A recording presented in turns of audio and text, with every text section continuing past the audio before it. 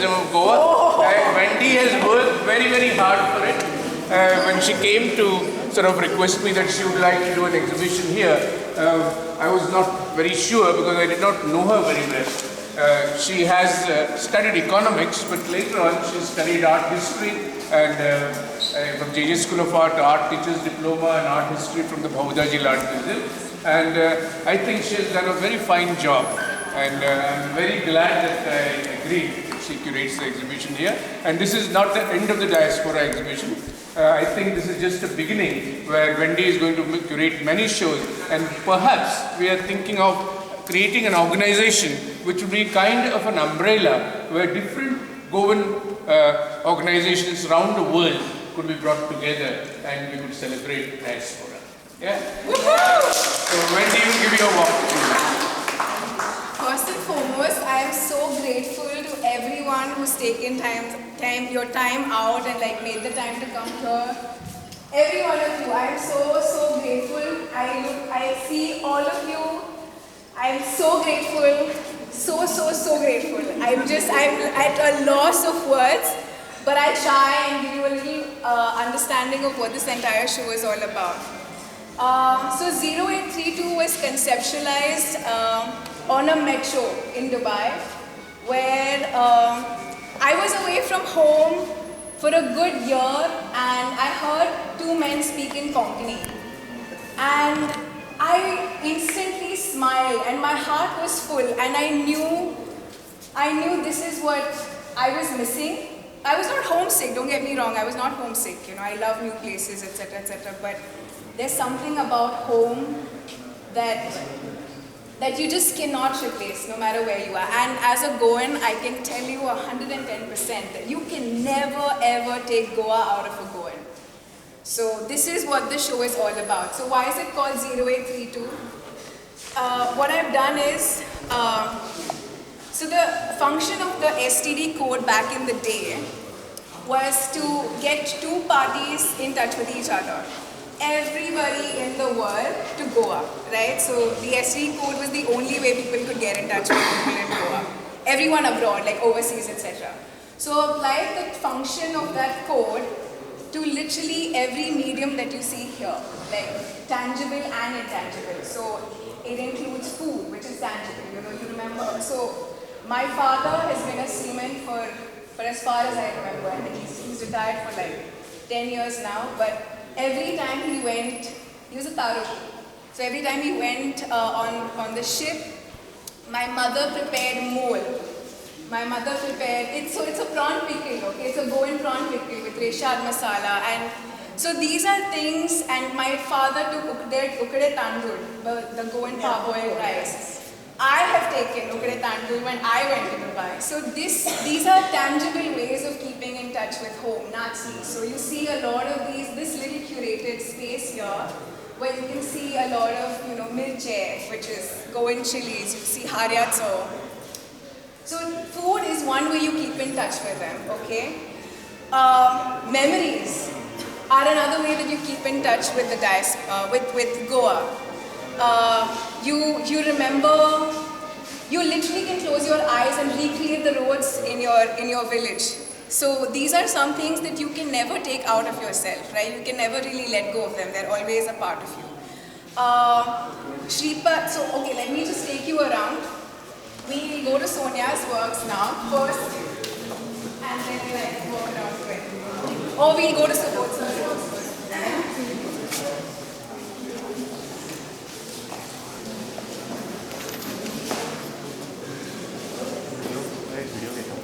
Video get that? So what do you want to come here? Come. Okay. You are the curator. So, you know what, honestly, I'd love you guys to come a little closer and literally take a look at everything over here. Like, let this be a more interactive sort of a session. Come close. Look at everything over here. Look at all the smells that you can possibly see. So, smell is another way that... So, smell is one what aromas of Goa. Come. You can't stand for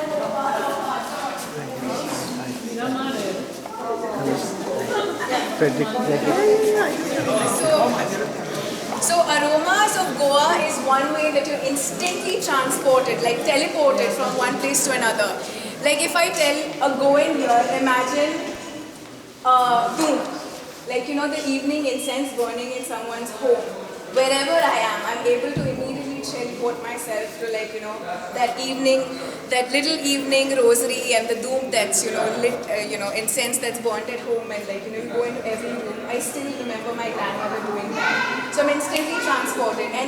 And we back in the day we didn't have geysers, so we used to burn the coconut leaves, and the coconut leaves would emanate a certain smell, like a certain aroma. So what Subodh sir has done here, he's encapsulated all of these scents in these little bottles. And it says that open only in case of a nostalgic attack.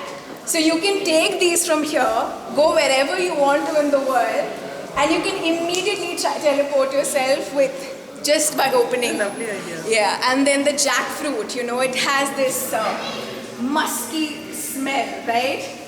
Like I'm sure everyone's had jackfruit. The whole room wafts of that typical musky smell, but oh my god, that flesh, like I would salivate even just thinking about it. And this artwork over here is a crossover between a German pretzel and the Goan chorizo. So it's called chorizo pretzel, like a chorizo pav. So this is the chorizo pav's international brother. Anyway, moving on to Sonia's works.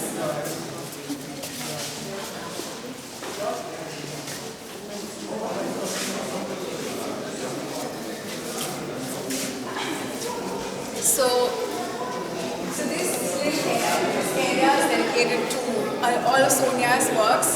So this work in particular is about the Goan parboiled rice. And you see the pink tint of the Goan parboiled rice being, used in the entirety of this artwork. And pears is integral to our sustenance. We Goans are particularly simple people. Our tastes are very simple. And I think what Sonia has done is taken that simplicity, even of her being for that matter, and she's put that on a canvas, and you see it through every artwork over here. Like if you notice the transparency, there's a certain transparency. It's only to show how, clear-cut Goans are. We don't have a lot of frills. We don't. We're very honest, very vulnerable people in general. And je mana deta te sangta ni kabar kota. We're that kind of people, right? So you see the transparency that's there through all of these artworks. This artwork is based on pisan, which is nachni porridge. I'm sure a lot of us have eaten nachni porridge growing up, a staple of the Goan household, where grandmothers would yell, hey listen, if you want good bones, you better chug this entire bowl of porridge. So this artwork is based on nachni, on pisan. This artwork here is based on the well water in Goa and the sweetness of that well water, which I don't think you can, you go to different places and the water tastes different, right? But Goeche Udo, God asa. That's why our kade chow tastes the way it tastes and our food tastes the way it tastes. But take the same masalas, take everything, go elsewhere. You will never ever have that taste. There's something about our water that you just cannot replace. This work here comes from a personal memory of Sonia's, and I think even ours, in Goan households in the evening we would have rosaries around 7:30, and so the family says the rosary in unison. Okay, it's like a family thing. But what I remember the most about these prayers was right at the end, when the prayers are done, the kids of the family would run to the elders and say, Besaudi.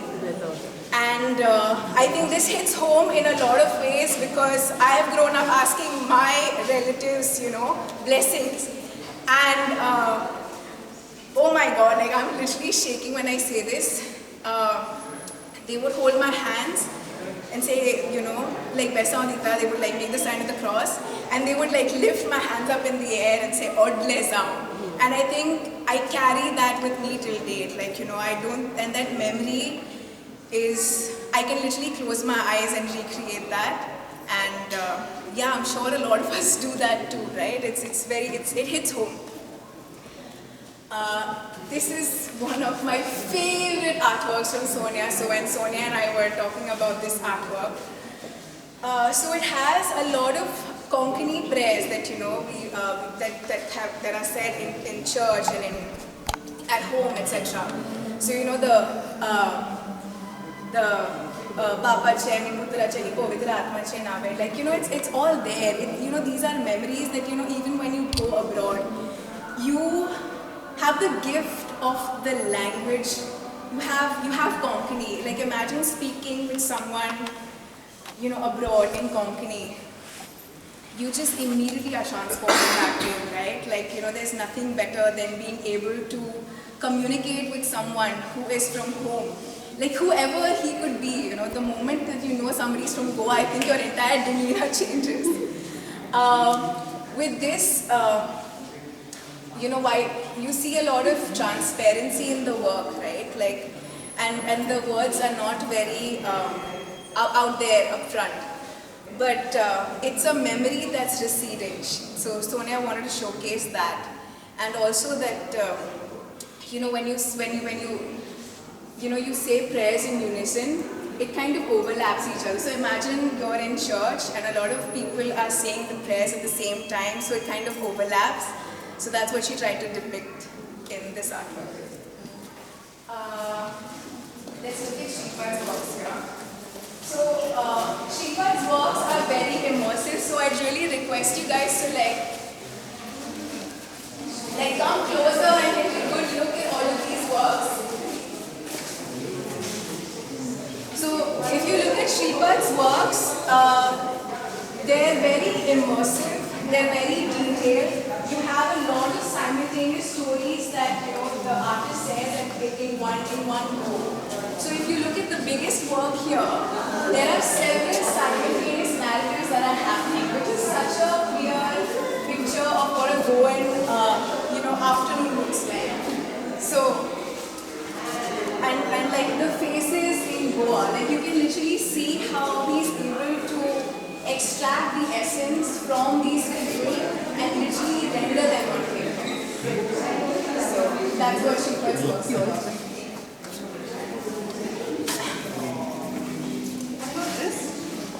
So yeah, so I just wanted you to come to this side. So these works are by Viraj Naik, and so a lot of you, I'm not sure if a lot of you all know, but the theatre is literally the gift of the Goan diaspora. It was conceived in Bombay and then traveled to Goa. So it's not something that went from Goa to Bombay. It was conceived in Bombay and then came to Goa, and it's such a huge thing right now, you know, the Goan theatre. So these masks depict the various characters that you see in a Goan milieu. You know, we are so colorful. The Goans are super colorful. We have like different masks at different times of the day. So that's what Viraj Naik has tried to, you know, display here.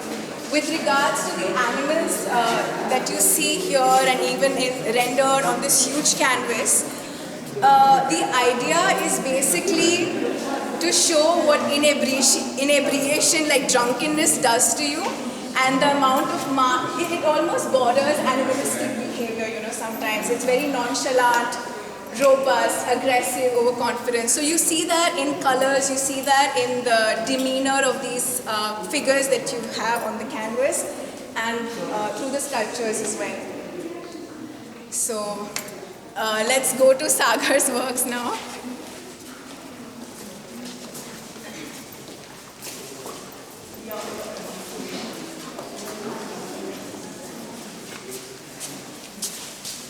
This is the artist, Sagar. So Sagar is from Adpai in Ponda, And his works are literally a mirror reflection of who he is and what his beliefs are. He loves. The first time that I met Sagar, his love for Adpai, his love for Goa was so apparent. And I think that's what he brings through a lot of his works. Like, you know, the one over here, he told me about this story where the boats were made in Adpai. The boats were made in Adpai and were you know, so the commercials that the people earned in Adpai literally fed their families, right? So it's literally a cycle of life that he's trying to depict through this artwork here. And you see a lot of these pictures that, you know, you see in Adpai that he's put around here. So I really request you to interact with this work, and the best part is, oh, I didn't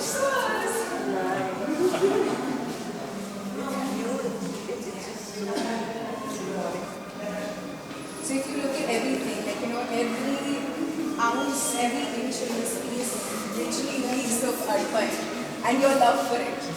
And who can tell me what this resembles? Come closer, come closer.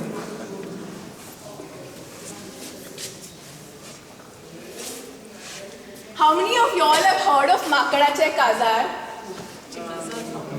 No? No one? When the sun in the rain. Okay, so it's a phenomenon. So when the sun's out and it rains, okay, the Goans call it Makadache Kazar. So when Sagar was young, okay, and his grandmother would tell him, oh, it's sunny and it's raining. Makadache alag nazata. He literally thought that in the jungle there were two monkeys getting married. So it's literally, I mean, this artwork comes in from memory, and you see a lot of Kavya elements that, you know, Sagar has tried to revive and imbibed in his contemporary art pieces. So you see Kavya through all of these artworks over here, and you know, like I was saying, there are few lanes, few roads that, you know, you can close your eyes and recreate. Like, you know, wherever you are, imagine if you're in Dubai and somebody calls you and says, hey, listen, how do I get to your home in Goa? You can literally tell them, hey, ye jhaad hai, iske piche ek road hai, like, you know, take a turn. So that is Sagar. I think he knows a Ponda inside out. So you see this in a lot of these motifs that Sagar has grown up and worked with and holds very, very close to his heart. We'll end with the Rakhandar, one of the show stealers over here. So Goa has these Rakhandars that are protectors of a particular area. So every area in Goa has a Rakhandar. So he protects that area and wards off all evil. So we've tried to make this a little, you know, sort of an immersive experience when you see that, you know, the sculpture is on a height. Like, we try to show it as if it was levitating. But yeah, so the Rakhandar is literally the keeper of a village, and in this case, the keeper of this exhibition. So thank you, Sagar. Thank you so much. So yeah, guys, that was that. Oh yeah, there is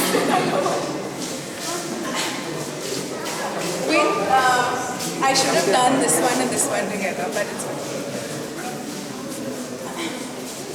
So these are Siddharth Kerkar's works. What he has done is he's used the Kundi sari in the artwork, in his art. So he's an abstractionist. What he's tried to do is show how textile and clothes preferences change when you travel overseas. You know, suddenly you're this boy who goes to Sunday church, or this girl who goes to Sunday church with a satin dress, and then when you go abroad, you're suddenly, you know, this mod girl who has different choices. But I think somewhere down the line there is, you know, an innate desire to still stay in touch wherever you are, you know, with clothes from home, or like, you know, preferences from home.